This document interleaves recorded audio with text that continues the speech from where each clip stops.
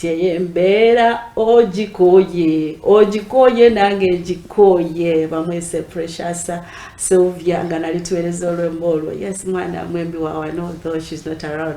Yes Sylvia, thank you so much. Olwemba lulungi yongera kubanga ate producing those fruits katonda ndi abanga akutaire. You're welcome to Baba TV program tusake kibumba nize kisambira Diana embera bwobo gitaire omwezi guno omuyaka ogwa November gutandika n'ekigambo no nga kiri koba kinti no depression, no oppression, no aggression, no sickness, no diseases, no poverty, no what. Munage cholino kwetwalira. You proclaim it and take it. December. So most of the things odetegekera ngo omwaka boboli kwenda omwezi okubite mu bulungi olina okuwonganga ye wakatonda niwe lubalunaku oluwongayo niwe ba wiki ojiwongayo bana ebintu ebya katonda ne shitani okuba obulungi bya lutalo mu mwoyo bwe batali kutambulira ku steps edetagisibwa you may end up losing omwezi gona gwajo okubitawo nga buli kimu kikubisemu wawe say the time you come out with announcing okobe no I'm tired of this ekitegeza obosase kino okikoye kitegeza olina ekindi kyojo okolawo ekiraga nti ekikoye okuyikiriza kutambula n'ebikolwa faith egemagala ni actions. So wobo okobye njikoye tokoba njikoye waira ekawalere ngalo no wobo njikoye olikutambulira mu celebrity life ayingozana kyakulya kyotandika okutembeya engoye different dirondo dite somewhere okubire Diana eriyo kembwe Diana byayamba lokwe Diana eriyo kanona kabwe naye kanka kuwerezeko okaboneko otandika okutunda yo mwalange karo yatandise business banda mumuwagire karo mwala ife wano ku TV. So bintu byakweyambagana eno bwebedde you can always find a way out. What we were finding out katondo lwisi akolagana n'abantu abasinvuire abatandise botandika manati you are determined yabanga asobola okubanga akwigulirawo enjira mu maiso ejo bango olikujaye program tubisake kibuma etandika isatitunde dokucho paka esawa diba 5 edokuncho muna twali kusinza katonda twali kutendereza katonda nakoba ndi woboli kwenda okumana engejo ino kutambulira mu katonda tumusaka kibumba ne program. Today we have our one and only God is calling. Wanange is back again. Walinga wa vocalist mwana muzale weno bowulira kuirobozo inzoloza ngoti muzungu ainga kalandi rugavu twabetanga ba negro by then ba negro bakaliyo afukasi bakaliyo I don't know what to say ainga bamweta kalali aida kuba munaye ngate atwinonola engeri jali kutambula muno obuwereza bwa katonda tibwangu okwira kusaidia katonda tinangu kubanga buli bosalawo eno kino kyensazeewo ngate n'ekintu ky'olina otambulirako ng'omana nti osazeewo n'abajja okubanga bakulemesa abo ne baani omulabe gwe tulina aliogo ne sitaani. Yes kajje ku break katono kati bwe tunabatuize then mukwandulire mubulambirira omubone ku buli ni kwiroboozi kiki kyayitibwa okola tovaawo katwire osanite tuvunama mu masogo nga tukusinza nagaba bwati ensozi enene nazo zisinze erinnya lyo. Hallelujah. Nze natya nga n'amayinja gakukubira endulu nange olwaleero negase ku bitonde byonna okuyimusa n'okutenda enaku zonna. Wow. This is the man himself, Erobozindozo. Thank you so much for coming to Baba TV. I'm honored. We bali kuba na Erobozi irungi. Kitibwa kya Katonda. Buli wendi bulira nga ezira kindiwe but kwidi I feel the voices are too much anointed. Yeah, kisa kya Katonda. Wakitandika otya wena wakiwulira this is how far I've gone with the anointing. It whenever is that bitoke bitagwa. Ekyoka I think natandika abantu bandikirizamu tindi musinzi. Tibakwikirizamu. Ekyo ne kyamwa courage up to where he is. Tweyandulira tutandikirawo. Amaina baneta Andrew Waiswa kalali omusoga mwene okuva busoga wano wale igombe ebuwenge ni wale magogo obuzaya.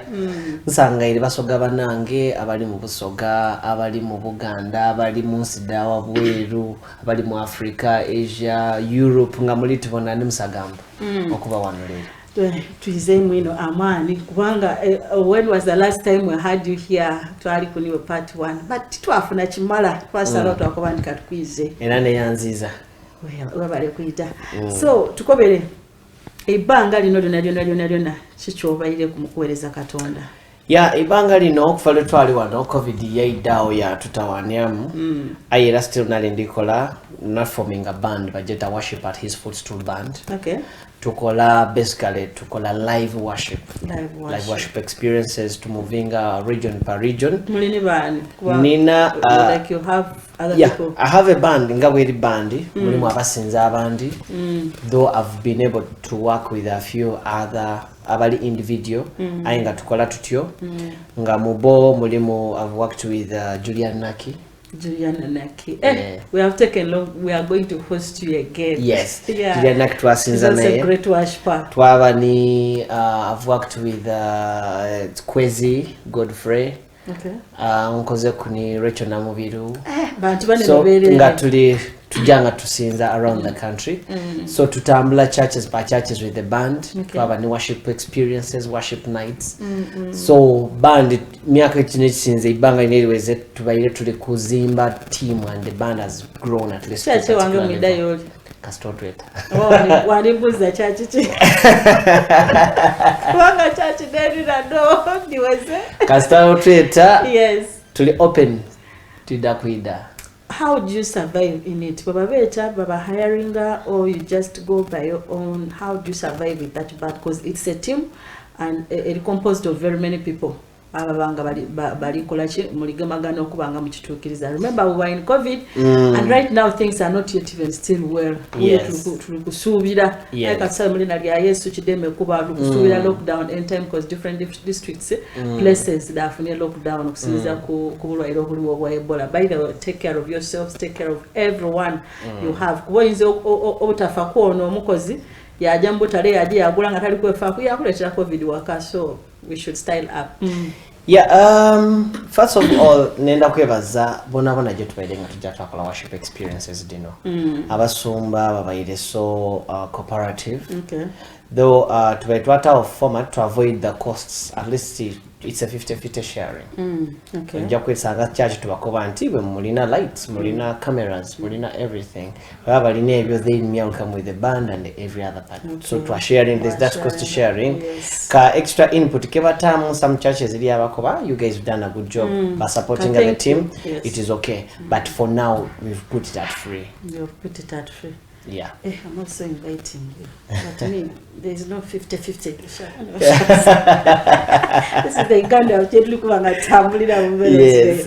Wabali kueleza Katonda. Tueleza. Tueleza Katonda. Nga band zena ngo omuntu. But band ye je mwatandikawo mulinene mba mukubadde imwe kuba nko Naki Rachel you know abembi aba worshipers abanene betwidi mu Uganda so far. Mu Uganda, but we know to muchikuba the whole world. Nti mwafuna yoku enemba demwemba ngada just that band over mukuba your own songs. Nga bandi tukali composing lwemba tuno lwa band but tulina individual worshipers or band yomo. So I have so many young ladies abali really talented and spirit anointed.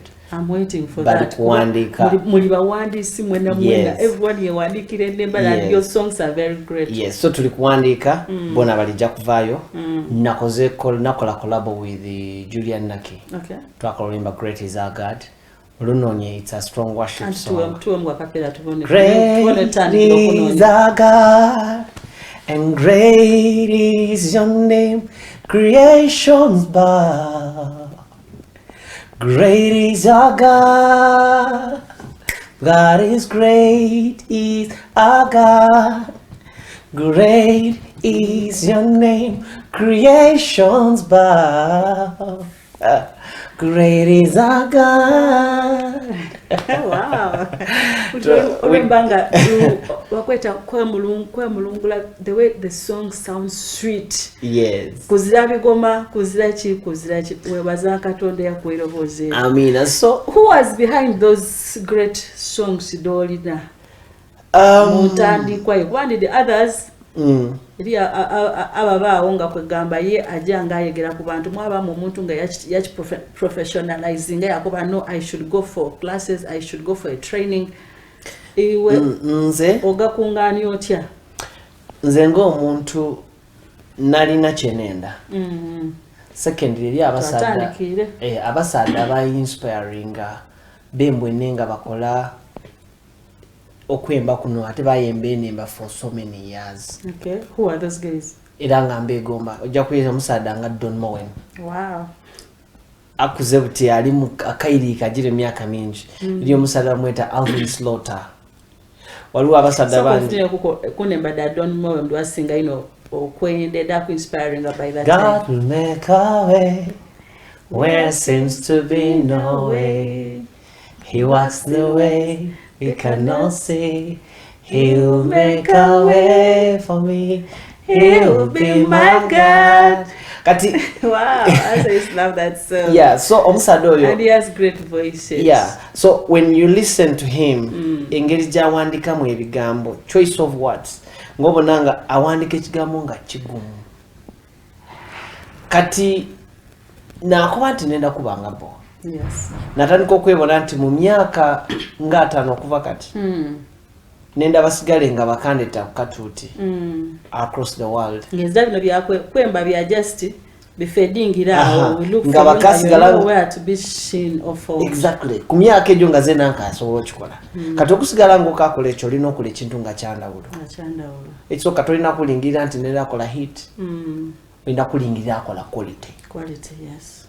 Ekyokubiri olina okusaba okuba too anointed. Nenemba odiwulirira nga diri anointed diri elementary dijja buziba.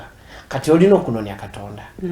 So na papa singa mutima gwange nda kanonye Katonda kyensobola kuba bamunonya bakola ki bamubona. Ate waliwo n'abatandikiriza Saka Andrew, you can do it. Katonda iwagaba no gabira. And you know why they say that? Whenever someone tells you you can't do this, ngate tibakukaka chikolanga you can do weyongera mani kuchikola, so that you disprove these people that really you can do this and more than what they even expected. Exactly. I think that is the engine to my success in all areas of my life. Okay. Kastongo bantija kusobola. Then nja kusobola. You have to disprove. Echisamsaku with abalokole. Kastongo ku developing that thing in you. Wamana amani go jegava your authority and power. We never fail. Kubanga nicho wananga tichiso you're like no father you told me this will be this chino chida kutukira I'll get this. We always never fail. Munange woli ngoli Baba TV olino kubanga ono nya Katonda. Olina ekintu kyo olino kubanga osaba Katonda obe Katonda olina okumusaba akulage who you are. Whenever you discover who you are, oja kumala kunenesi.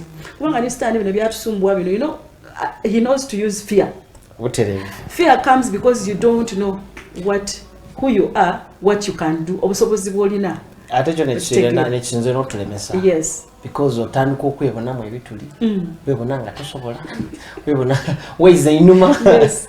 So whenever you have that worry, waba ni fear, go back on your knees, ask God to show you who you are. I ataja kwogera bwogere niwe nga toli kusaba, toli ku praising, toli ku worshiping, you're not reading his Bible and you're not following instructions. Kubanga buli kimu whenever you want to succeed you have to follow instruction.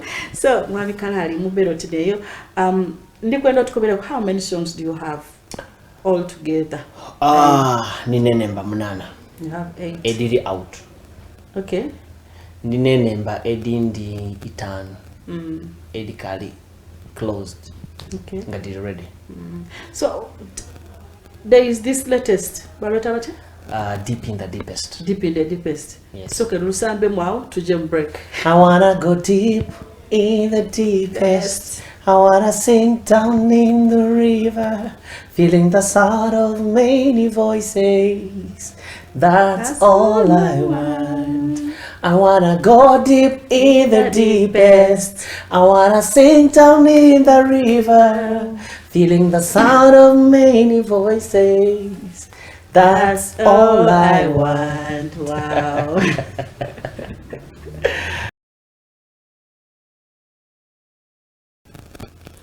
Yes, isukayo mu break entoneyo munange tujira okumekereza we twakomekereza okwida mu break nga Kalali Waiswa ali tunumiza enemba dajire nga afulumya na chichi ekiyaka kyalina alina enemba ninjino era bw'ojja ku YouTube ejja kubanga omufuna so kiba kitegeeza ki nti tulikwenda tuyire naye atukobere enemba edo adifunya atya okidi nga waliwo embeera edijada atutuukako ngaye waliwo wediri kutupushinga to the next level okidi nti waliwo ebintu ebikuhappeningako wakibonanga kibi aye nga ate Katonda is communicating with you to push you to the next level. Kitegeeza ki bw'oba oyetebwa Katonda osobola okuwulira eddoboozi lya Katonda nti wayetebwa. Okitegeera mulimu abandi bewulira nga ba prophets babulimba abagundi babulimba aye bw'oba olina ky'oli kwenda okwega ku muntu oyo ng'olibona akusingako it's better wajja wamwebuuzaako otuuka otya okugyebuziba otuuka otya okuba nti osobola okubona ebitali byansi eby'omwoyo otuuka otya okuba nga osobola okuwulira oba Katonda okwogera niwe. Many people by the way bajja okubaawo nga abuusaabuusaako how can God speak ebyo byabulimba. God speaks and talks to you.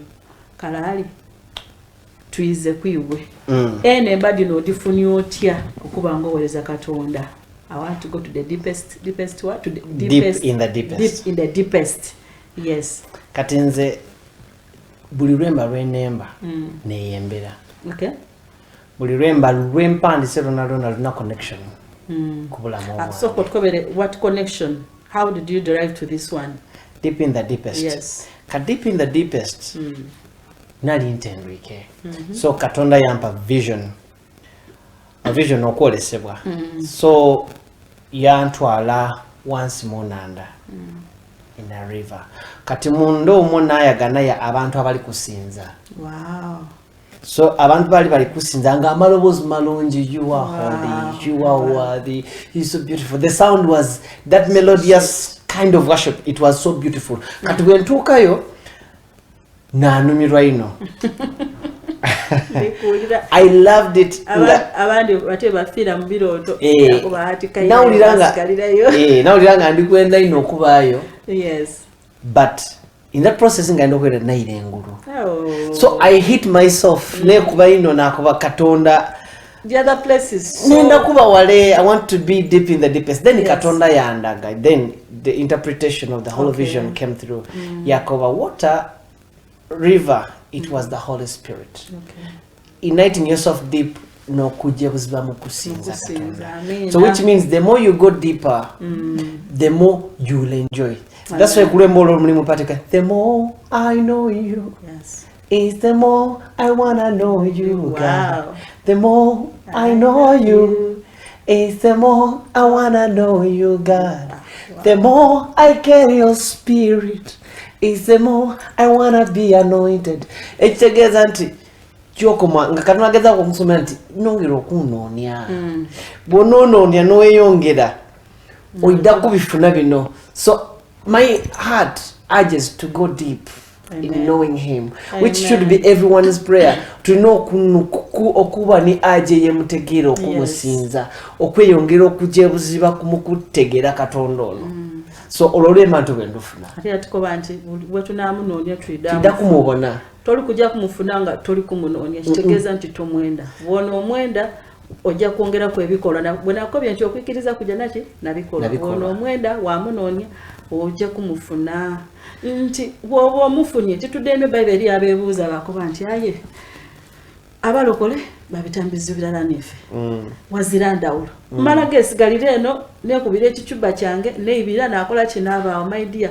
Iwe ebizibu ebikutuukaku bwe bikubisaamu. Tiwe bisaamu nze. Nze by the way when I lost mommy, some of them were like, "Nga you're very strong." Zena kyambaako ekyo. I was strong because I knew where mommy was going. Exactly. I did what I was supposed to do as a child. Era mami yaje okufanga mulokole. Era namanya nti no, there is a beginning and there is the end.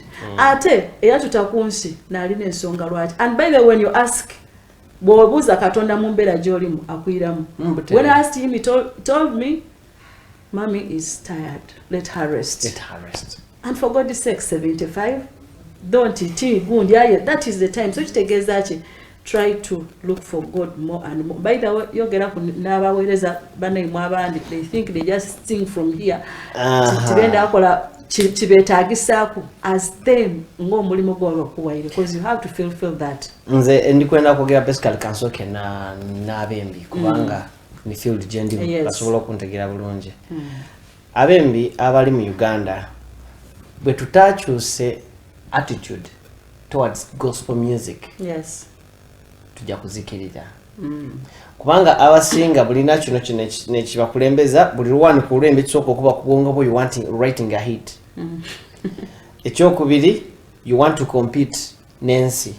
That's why you're gonna track a singer Kamiyone bwe yakubye track neno tujoza mtu ajikube no mu gospel, you're competing with them. Ekyokusatu tulina omulembe gwe tuli kuzikiriza. Kubanga bani naffe babiri balina omulembe gwe batusindikira omuzirembe n'ensonga lwaki ne badda babiri ne demba mu church.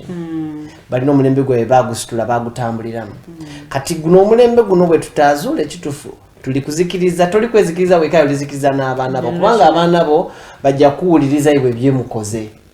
Bona ke bajja okusinziira bona bongerere ku mulembe ogwira. Ate butibo bayinda kwenda mbo bakole ku ekisinga kuiwe kumbe ekisinga kuiwe ate nga kibino kyongera kwira wazibu. So tulina okwirayo tutandika okubanga tunoonya Katonda atuwenemba edisitula emitima gy'abantu, edisitula ife nga abembi, edisitula generation gye tulimu n'edisigala ndi kazimba kanisa. Ate bakobe no bakoba nti toveere wawandika buwandike lwe. Bw'oba wayitibwa Katonda okwemba, wait onto that time. Topapa kubanga buli bwono papa ojja lutamu sente otemu video iwe stani akulimbe nti it is good. Olowooza nti okali kunonoda Katonda aye ng'oli kunonoda stani ulemba ludeni. Nze natandika okuwandika enemba. And who loses? Niwe natandika okuwandika enemba mu 2023. Natandika okwemba okurecordinga. My first recording yaidye mu 2022. Can you see? N'abiri. And every recording owulira langa there is the Holy Spirit in it.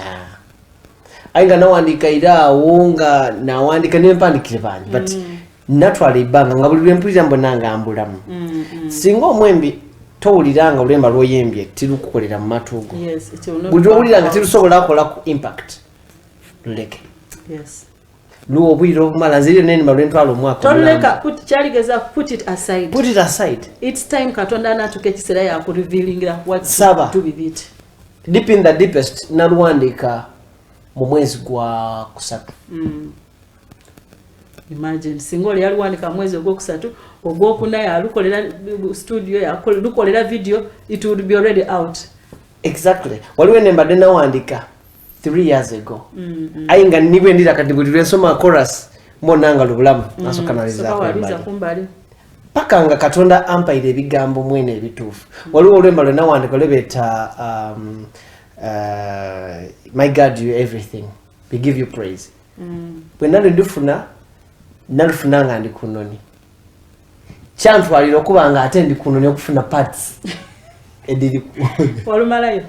Nalukola. We give you praise. So go tuwemu akapela. My God, you everything, and the Lord, the Master of the earth.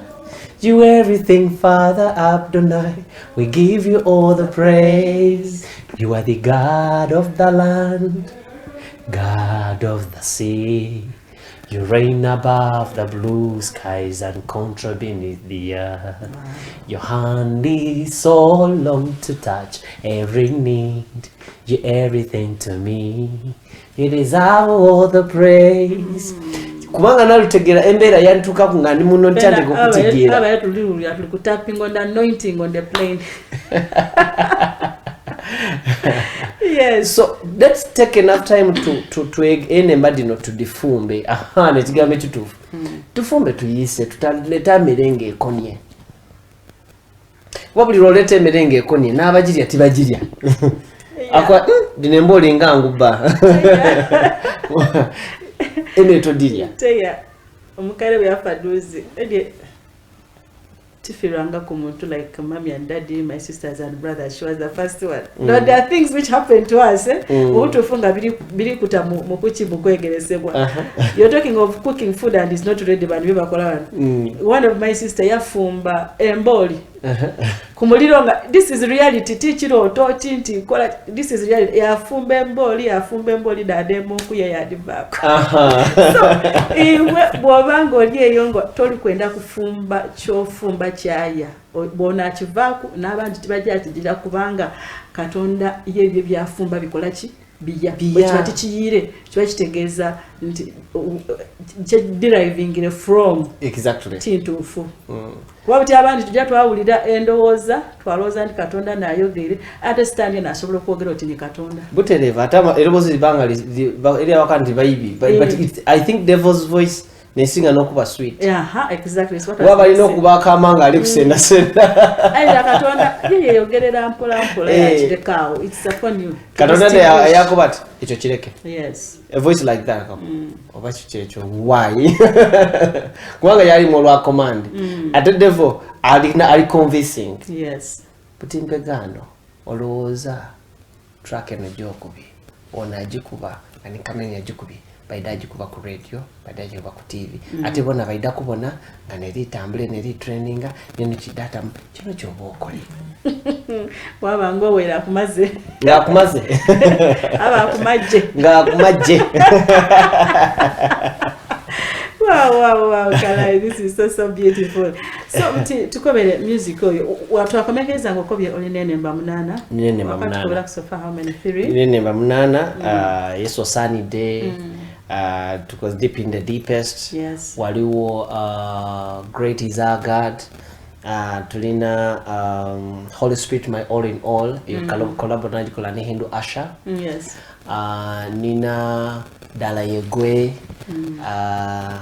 Training video ku YouTube. Nina ani Ndolinene mbani ninji edin title dikumva mu bwongo. Yes.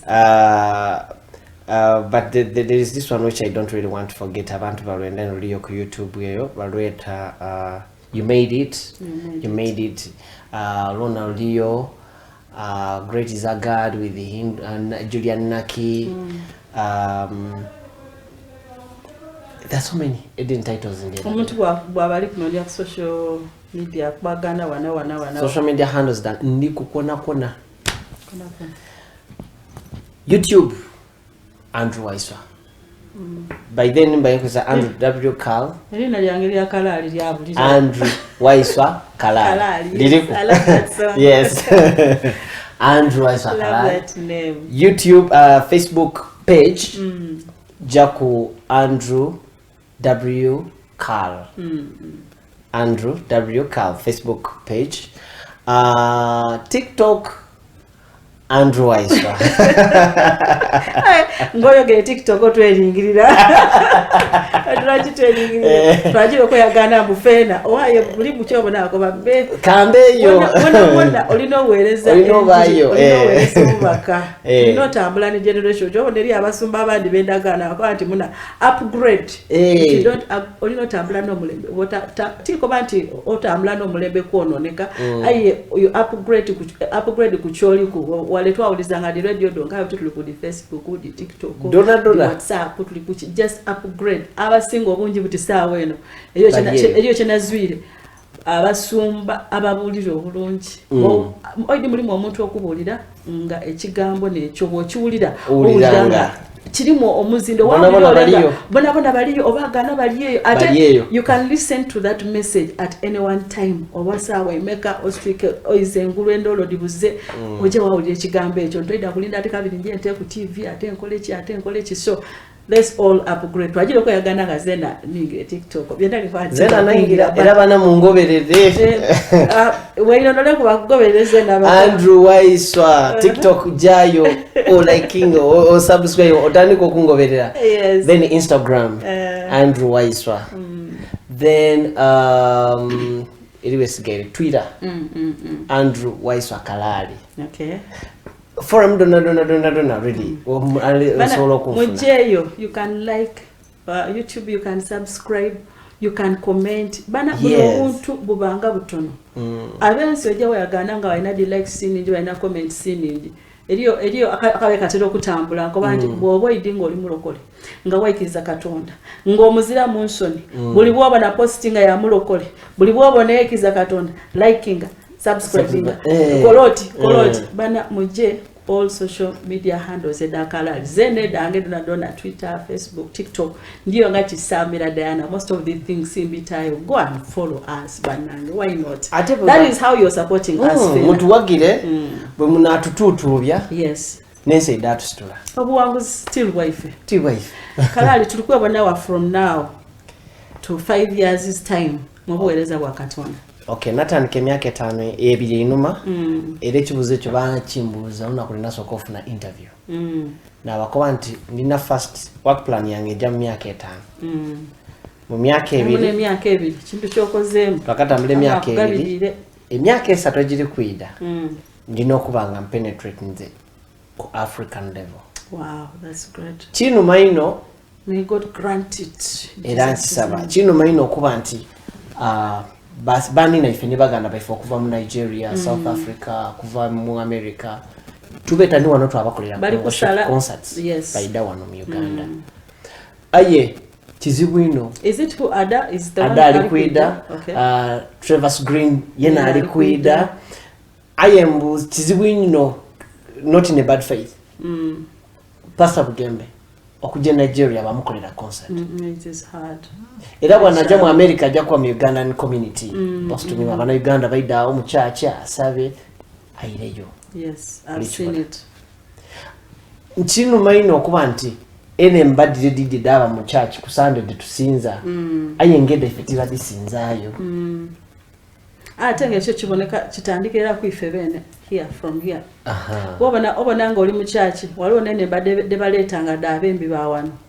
bwabona nga deserve vibe ngabo tegera these days ani kati nekyo kyo nikowa waleeta olwemba lwa kalali wabona nga mbutuufu oidi buti tutambula n'omwoyo bwatambula ati mwaje mute bwatambula ati kwa ojo kubona nga bwotambula oti tibiri kujja ko bwayi kampetere wano kati tulina okwega okola quality music kubanga boli basoka bayi era tendaijo okubuuza nti tukoze tutya ku lifting that standard first of all quality ebigambo ebiwandiikibwa ekyokubiri baganda baifa balina ekintu kyebazuula ife kyetudobya okuyikiriza bayikiriza nti Nigeria eri munenimi ediswika mu 6 mu 10 ife tulina enimi ediswika mu 5 aye enimi edo dilimitinga abasoga kasitosala nairo noira kule bali baganda abaganda kasitosula osala walere noirere ngojja kubate bali karuma ngojja kubalere like limited kati wali utago okubawo a unifying language kitweyenda in general kubanga omuntu ayenda mwina kuba amuneriere kalali kwandi bali mu inviting in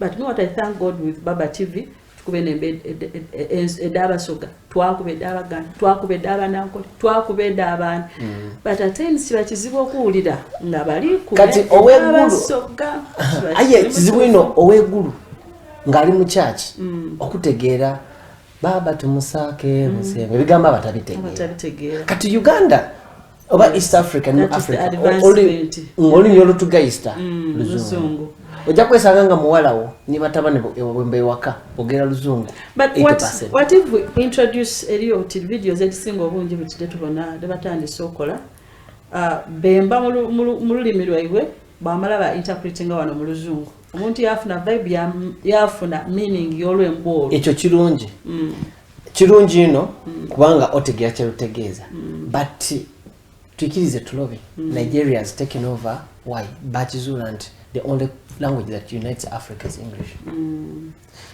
bakola batako olusoga yatako oluzungu percentage yes yatako oluganda yata percentage kati fe tulobyo kwikiriza wayagana omusoga nga alikwemba luganda lwonka kitegeere ngatataire mu kigambo kya lusoga kati owekonga jaba limited owawe adali kwida wano tirwanemba liyayemba muluna mulu fulani oba end of the tribes no ali kwidda lwakuba yayemba lwemba luyayemba mu luzungu era muli kumuleetano kubanga muli nti ajja kwemba olulimi lwamutegeera so eyo yona factor tulina ogirowoozaako bwe tuba baakujja mu maiso era ekyo kiri geno n'abembi abensi actually wano kibatawaanya nti ne babajja mu nsi era bajja still bona mu Ugandan communities buti tukole tutya twembe nemba mu luzungu tukirize tulobe nti okuva mu 2005 okutuuka kati abavubuka be tulina abasinga boogera luzungu n'abakuze n'abali mu myaka 2 n'abali mu 18 n'abali mu 3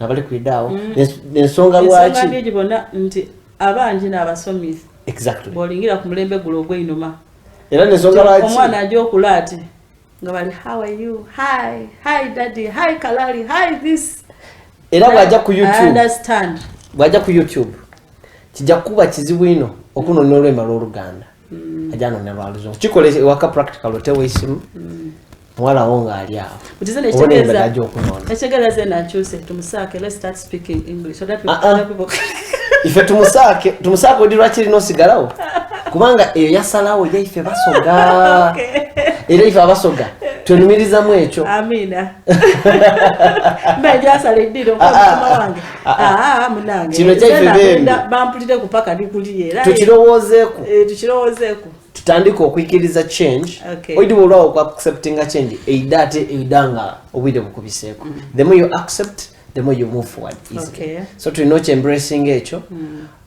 tusabe Katonda amina tutapapira bintu ndowooza ntidda kusobola okujja mu maiso ebya Katonda bya process by ni badayana batupushinge mutupushinge ife nife abayimwe